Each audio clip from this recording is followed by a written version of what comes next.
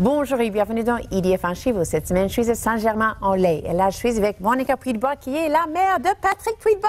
Oh! On va apprendre des choses. Bonjour Monica. Bonjour Linda. Est-ce que vous pouvez me présenter vos collègues et me raconter ce que vous faites ici à Saint-Germain-en-Laye, entre autres? Alors, je vous présente Sylviane Plantelin, qui fait partie de la troupe, et Delphine Felger également. Mais nous sommes... il y a une autre comédienne qui s'appelle Marie-Hélène Rudel. Et nous avons, exceptionnellement pour une troupe amateur, 5 hommes également dans notre troupe. Nous sommes 9 comédiens. Comment s'appelle votre troupe? Coup de théâtre. Vous existez depuis combien de temps? Ça va faire la 14e année, mais officiellement en tant qu'association déclarée, si je peux dire, depuis 2002, janvier 2002. Comment vous choisissez vos pièces? Alors ça, c'est très difficile parce que il faut qu'elle plaise à tout le monde. Et souvent, c'est ce que je dis, c'est qu'un directeur de théâtre, quand il veut monter une pièce, il choisit la pièce, ensuite il fait le casting. Mais une troupe amateur, elle a le casting, après il faut trouver la pièce. C'est beaucoup plus difficile. Exact. En connaissant votre fils, c'est marrant maintenant d'imaginer qu'il n'a pas commencé au théâtre. Ou est-ce qu'il a commencé au théâtre avant la télé? Non, il a fait les cours Florent avant.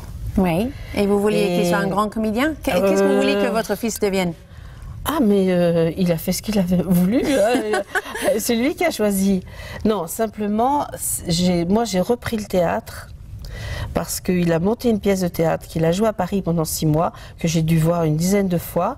Et là, j'ai eu quand même le regret de dire, c'est pas dans la salle que je devrais être, c'est sur scène. Et c'est cette année-là que j'ai recommencé des ateliers théâtre et après que la troupe a été formée. Apparemment, vous avez joué avec Patrick. Qu'est-ce qui s'est passé? C'est quoi cette anecdote? L'anecdote, c'est que dans la troupe, on avait un spectacle qui avait plusieurs petites pièces, petites scènes qui étaient autour des scènes de ménage. Et j'avais une jolie petite pièce de Sacha Guitry qui s'appelait La paire de gifles. Or, mon partenaire a dû partir professionnellement en province et il a fallu trouver donc vite un partenaire pour le remplacer. On avait un festival à faire.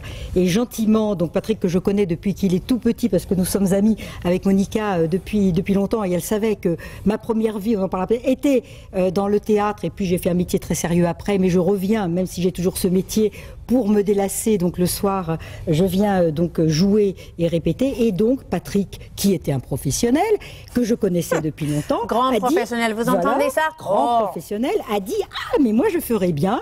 Il a pris son texte, on a fait ça tous les deux. Alors évidemment, il m'a donné une paire de gifles, puisque la pièce c'était La paire de gifles de Sacha Guitry, mais je savais que j'allais lui rendre à la fin, donc tout s'est bien passé. Ça a beaucoup plu.